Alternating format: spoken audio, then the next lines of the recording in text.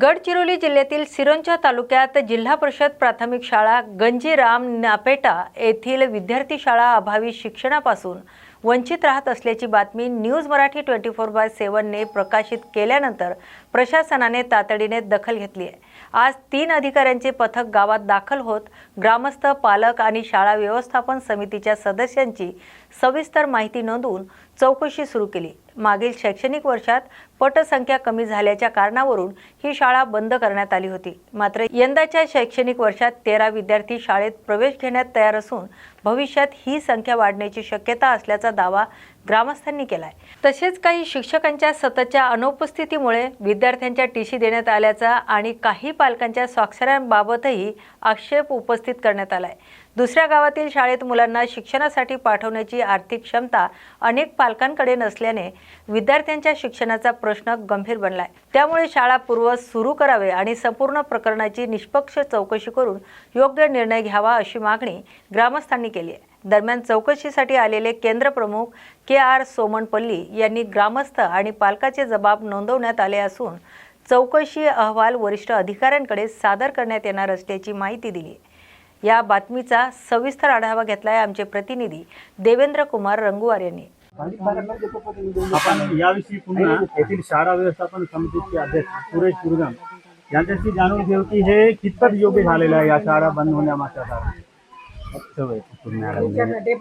మాకు ఏం తెలియదు ఆడ జెండా పండుగ జెండా ఎక్కడినాడు సంతకం పెట్టమంటే మేము ఆడ రాసినాం సంతకం అంతే ఇక మాకు అంతకు మించి ఏది తెలియదు। अध्यक्ष तेलुगू भाषिक असून यांना मराठी वाचता येत नाही। हे शाळा व्यवस्थापन समितीचे अध्यक्ष आहेत। या अध्यक्षाला अंधेरीत ठेवून येथील शिक्षकांनी ठराव पारित करून घेतले। याच्यावर शाळा बंद होत आहे म्हणून यांना काही सांगितले नाही आणि स्वतः पूर्ण आपले जे कायदेशीर आहे ते लिहून घेतले आणि बाकीच्या सैन खोट्या सैन लावले असे यांचे आरोप आहेत। तरी या शिक्षकावर कारवाई व्हावी आणि शाळा पूर्व सुरू करावी। देवेंद्र कुमार रंगुवार, प्रतिनिधी न्यूज मराठी 24/7 सिरोंचा गडचिरोली आले आहेत या शाळेत। तर या कार्यवाहीमध्ये आपण कोणते पुरावा गोळा केले आहेत? आम्ही चौकशीसाठी सकाळी 8 वाजता इथं आलो।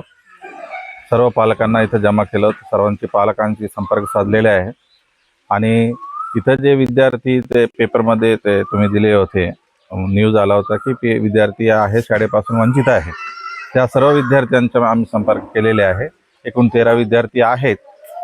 इतरत्र काही मुलं कॉन्व्हेंटमध्ये आहे, परंतु इथल्या लोकांनी असं सांगितलं की आम्हाला कॉन्व्हेंटची फीस देण्याची हैसियत नाही आहे, आम्ही खूप गरीब आहे, आमची शाळा सुरू झाली तर आमचे मुलं इथं शिकतील आणि चांगले शिक्षक पुरवण्यात यावी अशी मागणी त्यांनी केलेली।